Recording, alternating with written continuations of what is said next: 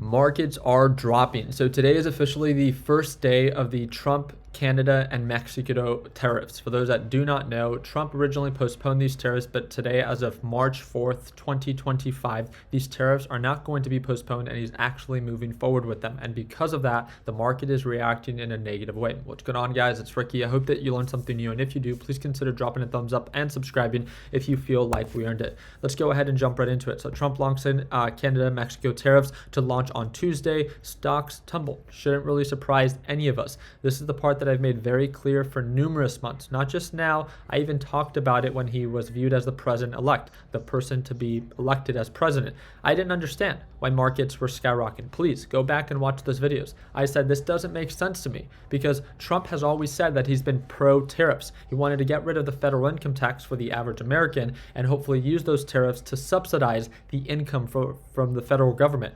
And to me, I was like, okay, that makes sense, but that's going to mean that we're going to experience short-term pain for long-term gain. And again, the stock market gets ahead of itself. That's not Trump's fault. That's not Biden's fault. That's not any party's fault. That's the stock market's fault. The stock market always gets ahead of itself. So if you're surprised that the market's pulling on back, then you're simply just uneducated on how these policies work, because that was one of the first policies that he talked about that he was going to move forward with. So you should not be surprised in any way. I mean, we've been talking about it, not just ourselves, but it's been very obvious for the American people. The second thing is, well, how much worse can it get? It definitely can continue to get worse, and it sounds like it's only the beginning for the overall United States. It looks like the United States is just trying to restructure all of the different trade and different countries that they offer trades with to be able to, be able to make a little bit more of an income to see if we can subsidize that federal income tax. And I'm not against it. I do believe that change has to be made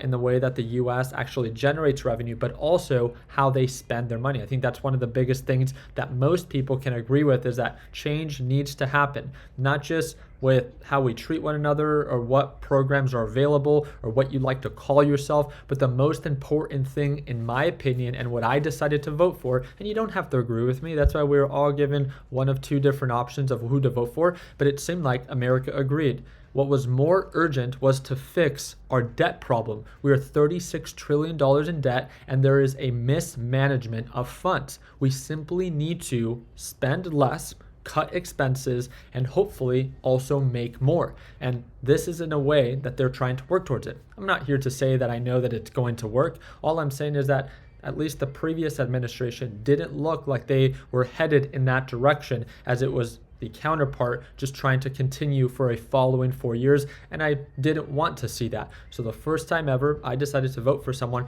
that I thought would implement change. We're within the first 2 months of the next 4 years, and if you're not liking what you've seen, I agree. There is some pain, and I think that it can get a lot worse before it gets better. But with that being said, if you kind of look back, the first 2 months of Biden being into office, that dude was barely able to wipe his butt. Now, again, does everything look super pretty or super ideal for the Trump administration? Definitely not. There's a lot of things that I have not agreed with that he's either promoted or talked about or said. But again, that's the biggest thing that you will always see me express within my video. I don't care if I voted for someone. If I disagree with an individual, regardless of me voting for him, I don't have to follow him and support him blindly. If I call or see something that looks like bullshit, I will call that out for exactly what it is. But I think that most of us, not all of us, because we all have different needs, most of us can agree that we will not have the luxury of caring about Social Security. We would not have the luxury of, well, what sports you play in. We would not have the luxury of anything if we do not have a country. And the country is simply falling apart. We are incredibly in debt, over $36 trillion, and we have a spending problem. And it continues to get mismanaged by our tax-paying dollars.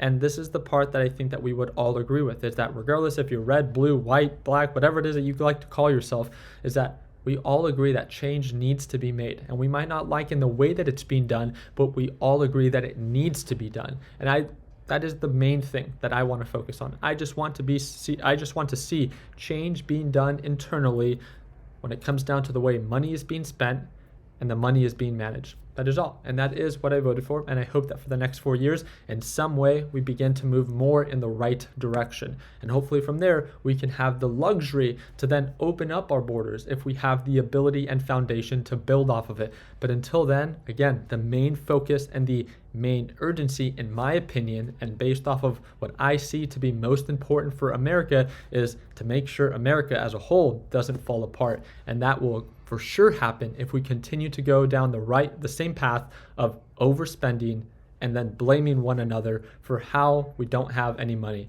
Because you're paying, I'm paying, we're all paying. It's simply being mismanaged. So again, markets are dropping. I don't expect it necessarily to get better soon unless these tariffs are either renegotiated or postponed. So again, that is one of my biggest focuses. Is I'm taking it week by week and just looking out for either new tariffs that can instill more fear into the market, or potential economic data that could potentially encourage the markets to begin to recover. I definitely do think markets are a little bit more on the oversold side, but not oversold enough that I feel the urgency that I need to buy now. I think that markets are overbought, where they can begin to retrace a little bit more than where we currently are right now. I'm really excited to keep you guys up to date. And again, if you ever want to tune on into our live sessions, that's going to be that second link in the description down below. Like always, let's make sure that we end the year on a green note. Take care, team.